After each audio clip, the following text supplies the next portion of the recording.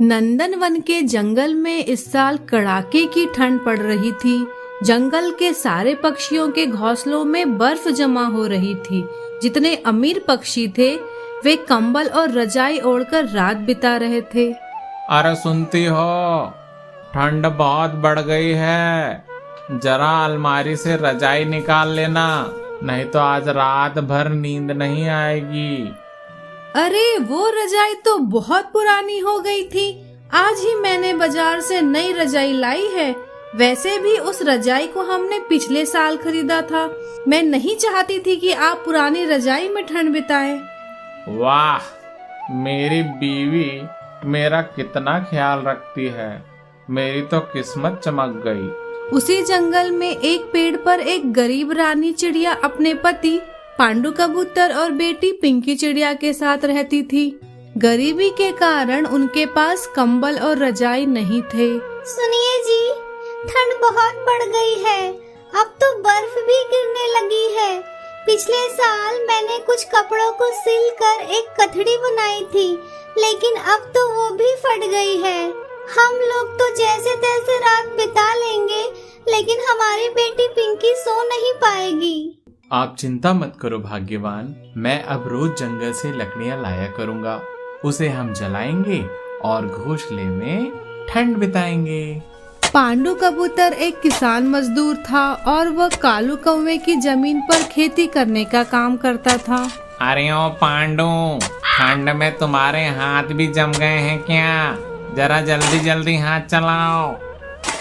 जी मालिक, आप चिंता मत कीजिए। आज का काम खत्म करके ही मैं घर जाऊंगा। पांडु को काम खत्म करते करते रात हो जाती है और वह अपने घोंसले जाने के लिए निकलता है। दिन भर काम करने के कारण से पांडु थक जाता है। जैसे तैसे वह अपने घोंसले तक पहुंचता है। घोंसले में पहुंचते ही, आपको क्या हुआ जी? आप ठीक तो है ना? कुछ नहीं भाग्यवान, आज दिन भर कुछ ज्यादा ही काम हो गया और देर शाम आते आते मुझे बहुत ठंड लग गई है।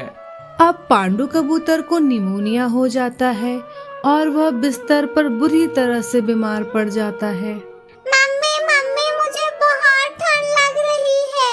हे भगवान, आज की रात बहुत लंबी होने वाली है। मैं क्या करूं? मुझे तो कुछ समझ नहीं आ रहा है। जैसे तैसे रानी चिड़िया का परिवार रात बिताता है।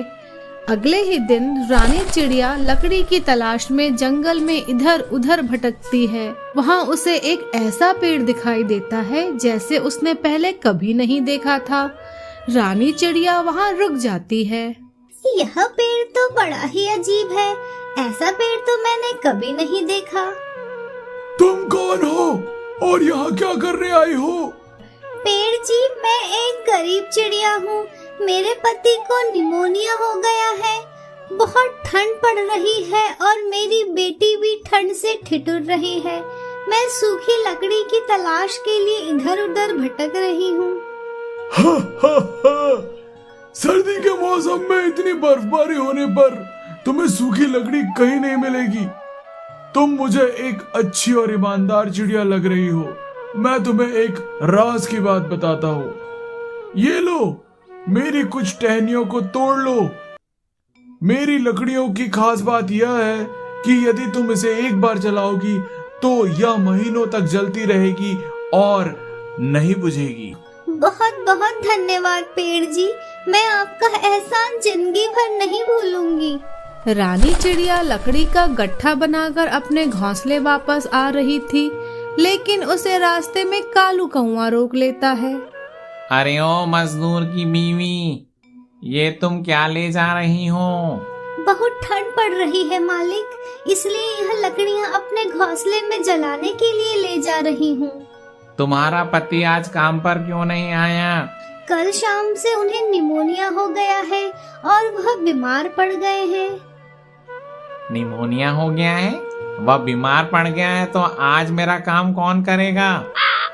कोई बात नहीं, आज वो नहीं आया तो उसकी बीवी ही सही। चलो, आज का सारा काम तुम करोगी और खत्म करके ही घर जाओगी। ठीक है मालिक। रानी चिड़िया जल्दी जल्दी खेत का सारा काम खत्म करती है और वहां से अपने घोंसले की ओर जाती है। घोंसले में पहुंचते पहुंचते उसे भी बहुत ठंड लग जाती है और वह बीमार पड़ने लगती है। जैसे तैसे वह उन लकड़ियों को जलाती है और थोड़ी ही देर में सारे घोंसले की ठंड भाग जाती है। कुछ दिनों बाद कालू कौवे के खेत में भारी बर्फबारी के कारण उसका घोंसला और उसका खेत बर्फ में दब जाता है। उसके पास रहने के लिए जगह नहीं रहती और वह भटकता हुआ रानी चिड़िया और पांडु कबूतर के घोंसले पहुंचता है। अरे भाई, कोई है? आइए आइए साहब, आप यहाँ कैसे आए? भारी बर्फबारी के कारण मेरा खेत और मेरा घोंसला तहस नहस हो गया है। क्या तुम कुछ दिन मुझे अपने यहाँ रखोगे? यह तो हमारा परम सौभाग्य होगा कि आप हमारे यहाँ कुछ दिन बिताएं मालिक। मुझे माफ कर दीजिए, मैंने आप लोगों से बहुत काम करवाया, मुझे मेरी करने का फल मिल गया है। और इस प्रकार सभी उस घोंसले में अच्छे से ठंड बिताने लगते हैं।